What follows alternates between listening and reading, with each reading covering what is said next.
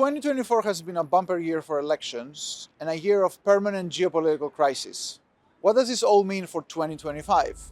Welcome to Bridge the Channel.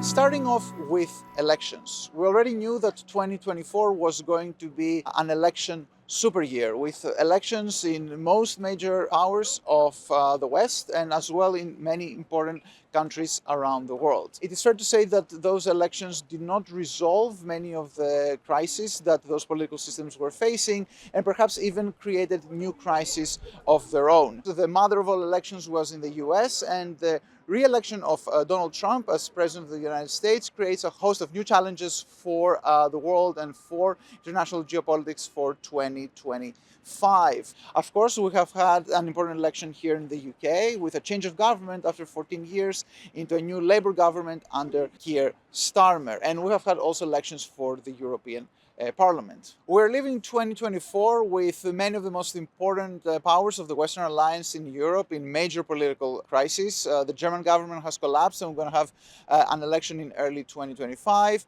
And France, where Emmanuel Macron is still unable to find a prime minister and to form a government after recent elections there. Also in important allies of the West around the world, such as South Korea, which went through its own version of some kind of presidential coup.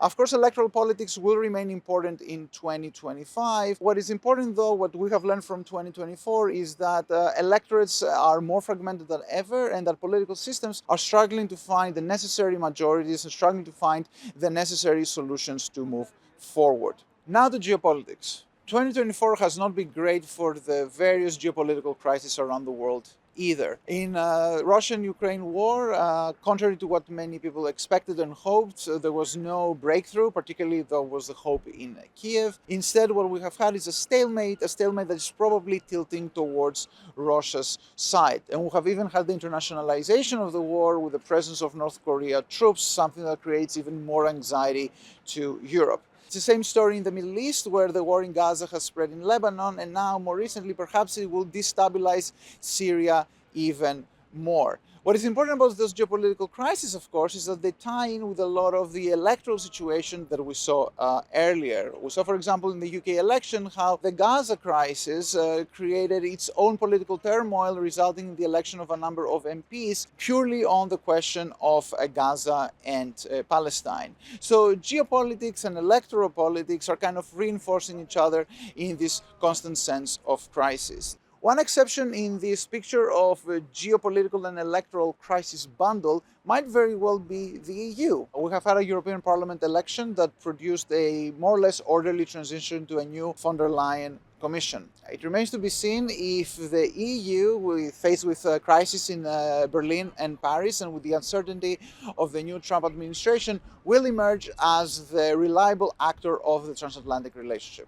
What does this all mean for 2025? Will Donald Trump act on many of his threats for bold action in Ukraine, on tariffs, on relations with China? Will Germany and France finally find stable governments? And most important for us, will we be able to finally see the long announced but always delayed rapprochement between London and Brussels? A relationship that many say should be much closer in the face of the common threats and challenges that both parties face, but that is, of course, always complicated by domestic politics. Whatever happens in 2025, Bridge the Channel is going to be here to analyze it for you. Until next time, have a Merry Christmas and a Happy New Year.